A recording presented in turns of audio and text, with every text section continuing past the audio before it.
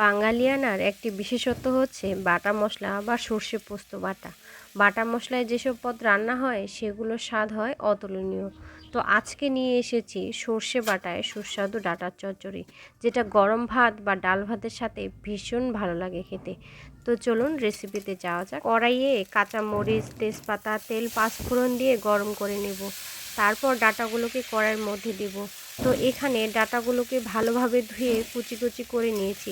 তো এরকমভাবে কুচি কুচি করে ডাঁটাগুলো খেতে কিন্তু ভীষণই ভালো লাগে।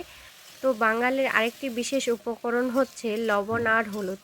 এই লবণ আর হলুদ ছাড়া বাঙালির পদ কখনোই পূর্ণতা পায় না। তো ডাঁটার মধ্যে দিয়ে দিলাম পরিমাণ মতো লবণ আর হলুদ। লবণ হলুদ দিয়ে ভালোভাবে আরেকটু নেড়ে নেব।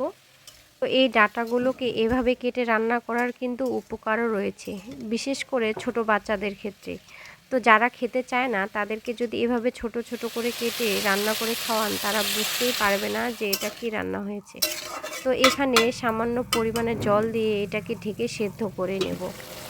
এই পর্যায়ে এসে এখানে অনেকটাই জল শুকিয়ে গেছে। তো এর মধ্যে যোগ করব আদা আর সর্ষে বাটা। আদা আর সর্ষে বাটাটা দিয়ে কিছুক্ষণ নেড়ে নেব। যে খেতে পছন্দ করে সে রান্না করতেও পছন্দ করে।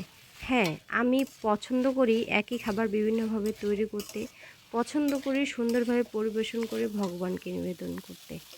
তো বন্ধুরা, আমি সবসময় চেষ্টা করি খুব সাধারণ খাবারগুলোকে কীভাবে সুস্বাদু করে তৈরি করা যায়, যাতে করে আমাদের মন ও পেট দুটোই তৃপ্তি পায়।